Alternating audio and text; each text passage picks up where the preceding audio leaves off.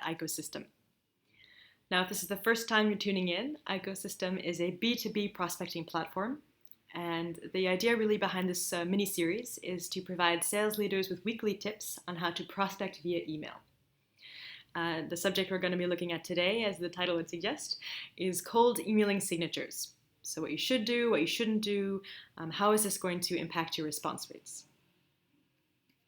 So let's take a look now at what we do at IKO system.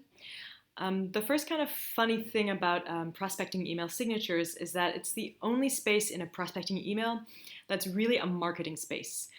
The prospect knows that the signature isn't written specifically for them, that it's automated.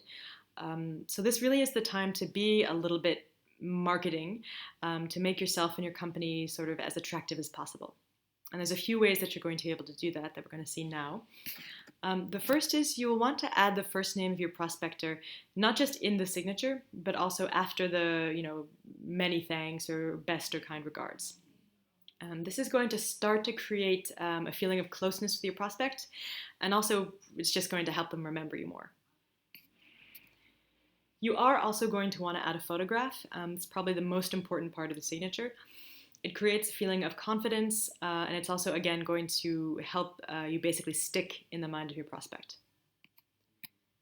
You'll also want to add a direct line. Now, this doesn't necessarily mean that your prospect is going to rush to pick up the phone and call you. It's pretty rare, but it is sort of a standard part of a signature, and you're going to want to include it. Now, aside from sort of beginning to create this sense of proximity or closeness with your prospect, something you want your signature to do, it also needs to help them learn more about your solution. Basically check and see if yes or no they are interested in learning more. So you're going to want to add a simple link. Could be back to a landing page, but most often it's to your homepage. And of course your homepage should really illustrate your value proposition quite clearly. And you can complement this with a tagline, let's say 4 or 5 words. Again, it's going to help your prospect remember you, and also help them to sort of categorize you, put you in a bit of a mental box, so to speak. All right, so you've just seen that a good signature should do 2 things. It should help to create proximity with your prospect, sort of feeling of a beginning of a relationship. And then it's also going to allow your prospect to learn more about your solution, to sort of validate their interest, so to speak. Now, there are some sort of frequent questions that we get about outreach emailing signatures. Should you put your job title in the signature? This is really a question about authority or the perception of authority. If you're able to put in your signature a job title like director of so-and-so, or even consultant in a certain industry, that's good. That's going to increase the perception of legitimacy and authority, so by all means go ahead. If, on the other hand, you're tempted to put sales manager or account executive as your title, you might want to think about holding off, only because it's true that many prospects are anxious about quote unquote talking to a salesperson. Another question is about using links in the signature, so links back to your Twitter, your Facebook, your LinkedIn account. And then similarly, putting in links back to marketing content, like an ebook or a blog article. Now, these sort of seem like they're good ideas on the surface, but when you really take a step back and think about it, they're probably not such good ideas. And the very simple reason is that you already have a call to action in your prospecting email. There's already something that you want your prospect to do. Anything that distracts them from that is just really not going to help you at the end of the day. So even if they do get your LinkedIn profile or they download that ebook, you've probably lost them, and they're probably not going to respond to that initial email, and that's kind of what you wanted in the first place. All right, so getting back to the photograph, which we said earlier was probably the most important part of the signature.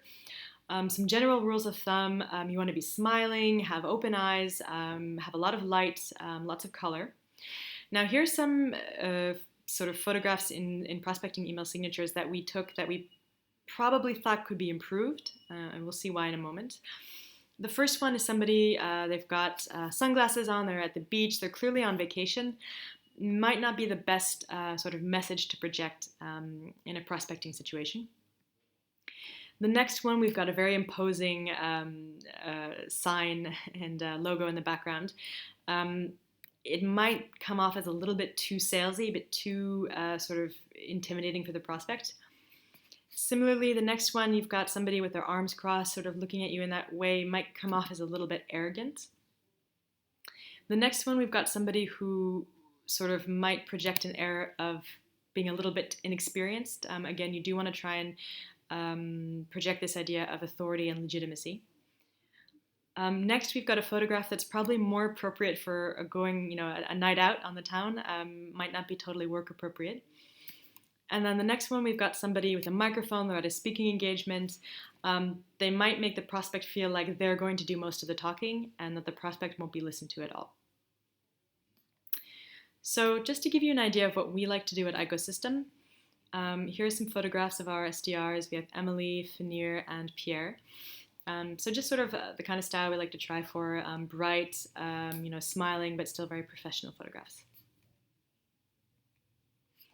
All right, so to finish up, we did do a little A/B test to try and see, okay, what is the actual impact on response rate of the photograph in your signature? So here we've got 3 of our SDRs, Marina, Quentin, and Jeremy. It's a test we did in the French market, and they basically sent to 400 prospects, exact same buyer persona, the same email template, the same email scenario, same subject line, same everything. And you can see here that the lines in the signature are more or less the same. There are some little differences in the font, etc., but really what changes is the photograph. And we found that Marina got a response over open rate of 44%, Quentin was at 27%, and Jeremy was at 38%. So it seemed that Marina and Jeremy were more or less on the same level, and that Quentin was a little bit low. And when we sat back and thought about it, it's not that it wasn't a good photograph. It is quite a good photograph, actually. It's bright, he's smiling, etc. But we realized that he might come off as a little bit inexperienced, especially for the personas that he's targeting, VP sales, CEOs. We realized that the photograph probably didn't resonate with them, didn't give the impression that this was somebody they could really relate to and talk to. So we did change it, actually, subsequently after this test. So basically, the moral of the story is that you do need to test, and test again. Really try and find a photograph and an overall signature that's going to resonate with your prospects. Give them that sort of mirror effect where they say, this is really someone that's going to understand my business context that I can and want to chat to. So that's it for our quick video today.